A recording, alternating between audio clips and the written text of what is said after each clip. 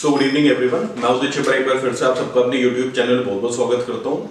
तो जैसा आप सबको याद होगा, हमने पॉलिटी सीरीज स्टार्ट की है। पॉलिटी में जो हमने लास्ट में पढ़ा था वो पढ़ा था सुप्रीम कोर्ट के बारे में, अंडरस्टूड, जुडिशरी के बारे में। क्योंकि अगर हम गवर्नमेंट की बात करें तो गवर्नमेंट जो हमारी रहती है बेसिकली एग्जीक्यूटिव और जुडिशरी, अंडरस्टूड। मेन हमारी जो पॉलिटी है इसी पे ही टिकी हुई है। तो अभी हम जो बात कर रहे हैं जुडिशरी की बात कर रहे हैं, जो कि इंडिपेंडेंट रहती है एग्जीक्यूटिव से। ओके, तो इसी जुडिशरी में हमने जो लास्ट में बात की थी वो की थी सुप्रीम कोर्ट के बारे में। और सुप्रीम कोर्ट के बाद जो आज का हमारा टॉपिक है वो है इलेक्शन कमीशन का, अंडरस्टूड। तो इलेक्शन कमीशन आप सबने कहीं ना कहीं सुना होगा, और जो प्रिपेयर कर रहे हैं उनको तो अच्छे से पता होगा कि इलेक्शन कमीशन क्या है, क्या करता है। इलेक्शन कमीशन की अगर मैं बात ना करूं तो आपने इलेक्शन के बारे में तो जरूर सुना होगा, है ना। जो आप कहीं पे भी रहते हो, आपने जो एमपी की इलेक्शन ना हो तो एमएलए के इलेक्शन के बारे में सुना होगा, मेयर के इलेक्शन के बारे में, वार्ड काउंसलर के, पार्षद जिन्हें हिंदी में कहते हैं, पार्षद के इलेक्शन के बारे में, आपके जो विधायक बनते हैं वो कैसे बनते हैं, कौन बनाता है। तो बेसिकली वो सब चीजें जो है वो हमारी इलेक्शन कैटेगरी में फॉलो करती हैं, अंडरस्टूड। तो अभी बात ये आती है कि जब आप एक ये इलेक्शन का नाम आप तभी सुनते होंगे जब इलेक्शन आते होंगे, election commission. Otherwise election commission क्या करती है? अभी जैसे फॉर एग्जाम्पल गवर्नमेंट आपकी 2019 में बन चुकी है, तो 2019 के बाद 2024 में अगर मैं सेंटर की बात करूं तो इलेक्शन होंगे दोबारा। तो विद इन दैट टाइम 5 साल इलेक्शन कमीशन का क्या रोल रहता है, और ड्यूरिंग इलेक्शन कमीशन का क्या रोल रहता है, अंडरस्टूड। तो ये बेसिक है, मतलब इसके बारे में आपको पता हो तो बड़ा अच्छा है। अदरवाइज जो यूपीएससी पॉइंट ऑफ व्यू से क्या रिक्वायर है वो हम आज बात करेंगे। ओके, आप इलेक्शन कमीशन का जो आपका कॉन्स्टिट्यूशनल स्टेटस है वो इसको मिला है एज पर आर्टिकल 324। आप जो PASS जो मैं हर बार कहता हूँ, part, article, subject and schedule, तो जो फर्स्ट 3 है पार्ट, आर्टिकल, सब्जेक्ट, उसमें जो ये आर्टिकल है 324 और सब्जेक्ट है election commission. Okay, that means इसको कॉन्स्टिट्यूशनल स्टेटस मिला हुआ है as per constitution of India, ठीक है। तो आगे अगर बात करें बेसिक की, तो ये basically permanent and independent body है, एक काम करती है परमानेंट और इंडिपेंडेंट बॉडी। जहां पे भी इंडिपेंडेंट बॉडी की बात आएगी, या तो वो बॉडी डायरेक्टली प्रेसिडेंट के थ्रू रन होगी या प्राइम मिनिस्टर के, पीएमओ जिसे हम कहते हैं। ओके, तो ज्यादातर जो इंडिपेंडेंट बॉडीज रहती हैं वो आपकी थ्रू प्रेसिडेंट गवर्न होती हैं। इसी तरह ये परमानेंट और इंडिपेंडेंट बॉडी है। सेंटर और स्टेट दोनों के इलेक्शन आपके इलेक्शन कमीशन एक ही है जो ऑर्गेनाइज करता है, एग्जीक्यूट करता है, सबसे इंपॉर्टेंट। ओके, और ये पंचायत और म्युनिसिपैलिटीज के इलेक्शन के बारे में डील नहीं करता। Okay, election commission of India जो है वो पंचायत और एमसीज के इलेक्शन की कंसर्न नहीं है उसे, वो स्टेट और सेंटर के इलेक्शनों की बात करते हैं। मींस विधानसभा, जिसे हम एमएलए की सभा कहते हैं, okay, member of the legislative assembly, उसे कहा जाता है विधानसभा, और मेंबर पार्लियामेंट एमपी उसे कहा जाता है लोकसभा। तो इन सिंपल टर्म्स ये बात करता है आपकी विधानसभा और लोकसभा की। ओके, पंचायत एमसीज पे एप्लीकेबल नहीं रहता। आर्टिकल 324 है जो आपको कॉन्स्टिट्यूशनल स्टेटस देता है इसका, जिसके तहत इलेक्शन कमीशन की आप ये कह सकते हैं बनना या इसको मौजूदगी मिली है।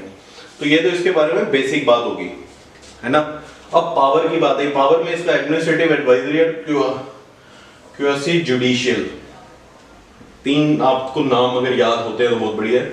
अदरवाइज अगर मैं इसकी डेफिनेशन की बात करूं, एडमिनिस्ट्रेटिव आप सबको पता होगा क्या होता है। एडमिन मींस एडमिनिस्टर करना। जैसे आप किसी इंडस्ट्री में देखें तो एचआर होता है, तो बेसिकली एडमिन का क्या रोल है, किसी चीज को एडमिन करना, चलाना, सिस्टम प्रोवाइड करना। तो ये basically election commission during election एक एडमिनिस्ट्रेटिव अथॉरिटी बन जाती है, सुप्रीम एडमिनिस्ट्रेटिव अथॉरिटी। उसमें आपका कोई भी, आप ये कह सकते हैं एग्जीक्यूटिव पार्ट या एमएलए का कुछ रोल नहीं रहता।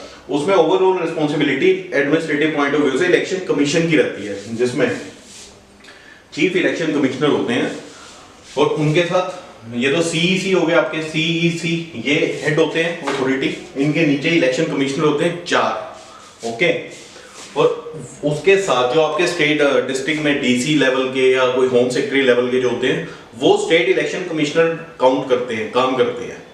वही सुप्रीम पावर रहती है ड्यूरिंग इलेक्शन। इस वजह से ये पावर ऑफ इलेक्शन कमीशन में एडमिनिस्ट्रेटिव पावर आती है। सेकेंडली एडवाइजरी आप सबको पता है, ऑन रिक्वायरमेंट ये एज एडवाइजरी बॉडी भी एक्ट करते हैं। क्वासी जुडिशियल मींस सबसे मेजर किसी आदमी ने फॉर एग्जाम्पल नॉमिनेशन फाइल किया है किसी इलेक्शन के लिए किसी पार्टी की तरफ से, तो वो कितना कॉम्पिटेंट है, उसके डॉक्यूमेंट जो रिक्वायर्ड है वो फुलफिल है, जो फीस रिक्वायर्ड रहती है 10,000 for state election and 25,000 for MPs, वो फिल किए नहीं की, कोई उस पर क्रिमिनल रिकॉर्ड तो नहीं चल रहा है as per supreme court guideline, वो सब क्राइटेरिया मैच हो रहे हैं नहीं हो रहे, तो बेसिकली ये डिस्क्वालिफिकेशन ऑफ द नॉमिनेशन जिसने फाइल किया उसकी डिस्क्वालिफिकेशन भी चेक करते हैं। इन केस वो नॉमिनेशन फाइलिंग अथॉरिटी आदमी है वो फुल एंड फाइनल नहीं है एज पर द रिक्वायरमेंट, तो वो उसको कैंसिल भी कर सकते हैं। तो इसके बाद अगर हम कॉम्पोजिशन की बात करें तो कॉम्पोजिशन में इलेक्शन चीफ इलेक्शन कमिश्नर है जिसे हम CEC के नाम से जाना जाता है। नोटेशन आप ये कह सकते हैं CEC जैसे लिखा है, जैसे चीफ जस्टिस ऑफ इंडिया के हम CJI लिख देते हैं आज के डेट में, है ना, उसी तरह इनके लिए CEC chief election commissioner means ये चीफ इलेक्शन कमिश्नर रहते हैं। अगर मैं सिंपल लैंग्वेज में और ग्राफिकली या हायरार्की में समझाऊं तो ये एक अथॉरिटी, इनके नीचे 4 रहेंगे, 2 रहेंगे, जितने भी रहेंगे, तो फाइनल अथॉरिटी ये रहते हैं और इनके नीचे इलेक्शन कमिश्नर रहते हैं अलग अलग, और ये है CEC। इनके नीचे आपके रिक्वायर्ड स्टेट और डिस्ट्रिक्ट के इलेक्शन कमिश्नर काउंट करते हैं जो स्टेट लेवल पे बनते हैं। ओके, तो ये रोल होता है इलेक्शन, ये बेसिकली सेंटर की जो इलेक्शन कमीशन ऑफ इंडिया है उसमें सेंटर में ये chief election commissioner plus election commissioner ये कॉम्पोजिशन रहती है। ओके, और सबसे बड़ी चीज इन्हें जो अपॉइंट करते हैं, अपॉइंटिंग अथॉरिटी इनकी रहती है प्रेसिडेंट की, और ये थोड़ा लॉजिकली भी अगर आप सोचें किसी एक पार्टी की तरफ से अगर अपॉइंट करेंगे तो वो आपको बायसनेस दिखेगी इलेक्शन में, दैट इज व्हाई प्रेसिडेंट इन्हें अपॉइंट करते हैं। इनकेस ये क्वेश्चन आपसे आ सकता है कि चीफ इलेक्शन कमिश्नर या इलेक्शन कमिश्नर ऑफ इंडिया को कौन अपॉइंट करता है, वो अपॉइंट करते हैं प्रेसिडेंट। अंडरस्टूड। इसके बाद इनका कंडीशन और टेन्योर जो होता है वो बेसिकली 6 साल और 65 साल की एज की रिटायरमेंट रहती है कि या तो आपका 6 साल पूरा हो या आपके 65 की एज रिटायरमेंट किए जा जाए तो, बट ये भी आपका जो डिसाइड करता है वो प्रेसिडेंट करता है कि इससे आपने बाहर भी जाना, एक्सटेंशन मिलनी है नहीं मिलनी है। ओके, इनकैपेबिलिटी है जो हमने लास्ट में बात की थी, इम्पीचमेंट ऑफ प्रेसिडेंट, सेम यहाँ पे भी अप्लाई होता है। बट अगर कंडीशन और टेन्योर की बात करें, अगर ये आपको ऑप्शन दिखता है तो ठीक है, अदरवाइज अगर ये आपको दिखता है to be determined by the president तो ऑप्शन आपका ये आएगा करेक्ट। अंडरस्टूड। चलो दूसरी चीज, CEC जो होती है चीफ इलेक्शन कमिश्नर होता है, तो बेसिकली ये इलेक्शन कमीशन है, जैसे UPSC union public service commission, state की HPSC Haryana public service commission. तो अब इन कमीशन का अगर ऑर्गेनाइजेशन सेटअप देखें तो चेयरमैन ऊपर रहता है, चेयरमैन के नीचे आपके मेंबर्स रहते हैं। ओके, सिंपल लैंग्वेज में अगर मैं बात करूं तो किसी भी कमीशन में एक चेयरमैन हेड करता है, कोई भी कमीशन हो, चाहे रेड क्रॉस हो, चाहे कोई भी कमीशन हो, चेयरमैन हेड होगा और नीचे मेंबर होंगे उनके, एक सेक्रेटरी लेवल का आदमी होगा। जो सेक्रेटरी लेवल का आदमी होगा वो होगा आपका ऑफिसर, IAS या स्टेट PCS का। चेयरमैन जो होंगे वो आपके रिटायर्ड जज हो सकते हैं, कोई पॉलिटिकल पार्टी का हो सकता है, मेंबर जो है वो आपके पॉलिटिकल पार्टी के ही रहते हैं, बट जो सेक्रेटरी रहता है, जो एग्जीक्यूटिव अथॉरिटी रहती है, वो एक ऑफिसर रहता है। इसमें भी election commission being a commission, तो इसमें जो चेयरमैन होता है वो आपके चीफ इलेक्शन कमिश्नर ही एक्ट करते हैं। ओके, अगर इलेक्शन कमीशन के चेयरमैन की बात आई, that is chief election commissioner. Wholly solely supreme leader भी आपके चीफ इलेक्शन कमिश्नर ही रहते हैं। ठीक है, और इसके बाद इमरजेंस की अगर मैं बात करूं, इंडिपेंडेंस के बाद से इलेक्शन कमीशन ने कैसे रोल प्ले किया अपना, तो वैसे स्टार्टिंग में सिंगल बॉडी ही थी इलेक्शन कमिश्नर की, मतलब एक ही इलेक्शन कमिश्नर थे 1950 से 1989, ऑलमोस्ट 40 इयर्स के आसपास। बट 16 अक्टूबर 1989 से जनवरी 1990 में 2 इलेक्शन कमिश्नर और ऐड कर दिए, मींस ये थे, इनके साथ 2 और दे दिए। ओके, तो टोटल 3 हो गए 1+2, और ये आपके रहे ऑलमोस्ट 1 साल या 4-5 महीने। उसके बाद 1990 के बाद इसको दोबारा से रिड्यूस कर दिया 1 पे, मतलब आप ये देखिए 89 तक ये, 89 से 90 में 2, 1990 में दोबारा से ये रिटर्न इसी स्टेज में आ गए, सिंगल में रिवर्स कर दिया, एंड 1993 में ये दोबारा चेंज हुआ और दोबारा से यहाँ पे आपके 2 ऐड ऑन कर दिए। तो आज के डेट में ये ऐसे ही है कि एक chief election commissioner along with him 2 other election commissioners. Okay, अब यूपीएससी की बात करें तो इसमें सबसे मेजर चीज क्या आती है, जो आपके 16 अक्टूबर 1989 में चेंज किया था, उस चेंज में एक तो आपके 2 इलेक्शन कमिश्नर ऐड हुए जो आज भी चल रहे हैं। सेकेंडली वोटिंग एज जो थी वो आपकी 21 थी, पहले यूनिवर्सल एडल्ट फ्रेंचाइज के हिसाब से 21 की एज थी वोटिंग की, वो रिड्यूस होकर 18 हुई थी आपकी 16 अक्टूबर 1989 के चेंज में। ओके, ये सबसे इंपॉर्टेंट है, ये आपको पता होना चाहिए बीइंग अ यूपीएससी एस्पिरेंट। और लास्ट में अगर हम बेनिफिट्स की बात करें तो बेसिकली जो बेनिफिट्स रहते हैं चीफ इलेक्शन कमिश्नर के, इलेक्शन कमिश्नर के और जो सुप्रीम कोर्ट के जजेस हैं, ये तीनों एक पैनल पे रहते हैं, जहां पे बेनिफिट्स की बात आती है। ओके, बेनिफिट्स का मतलब ये नहीं है कि दिवाली पे क्या मिलता है और न्यू ईयर पे क्या मिलता है, बोनस क्या मिलता है, ऐसा कुछ नहीं।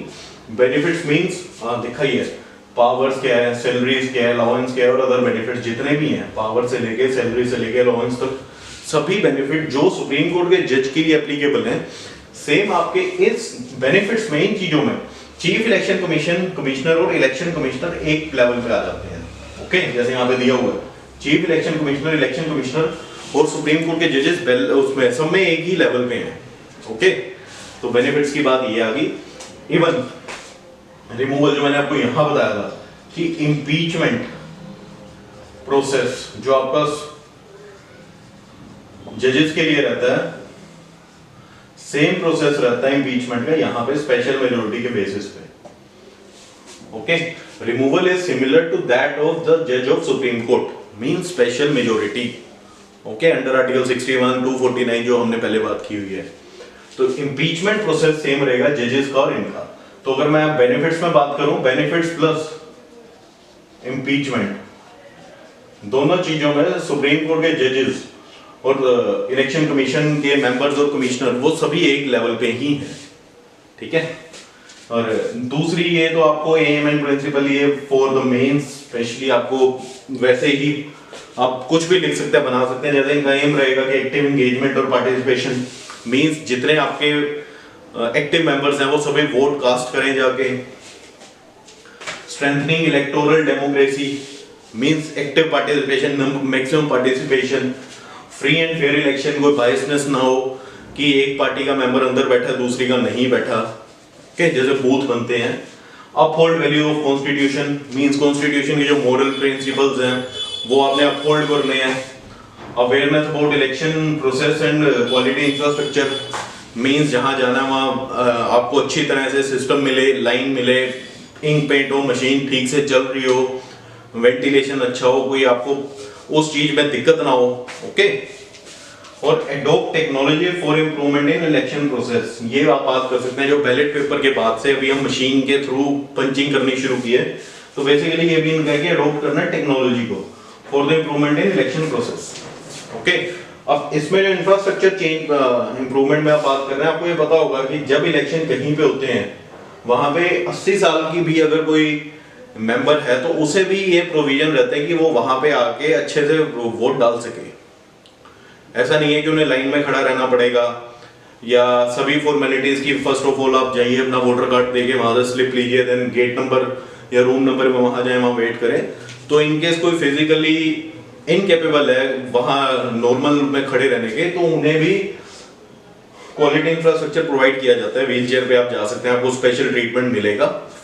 मींस इन सब का uphold values of constitution, adopt technology, इन सब का लेना देना है एक्टिव एंगेजमेंट से। ओके, तो एक्टिव एंगेजमेंट एंड पार्टिसिपेशन को आपने बेस पकड़ना है। इसी के साथ आप जब इलेक्शन देने जाते हैं या वोट डालने जाते हैं तो आपको क्या क्या लगता है, जो प्लस पॉइंट लगते हैं वो आपने बस बताने हैं। इवन जो नेगेटिव लगते हैं उसे भी आपने स्कोप ऑफ इंप्रूवमेंट की तरह यहाँ पे लिखना है।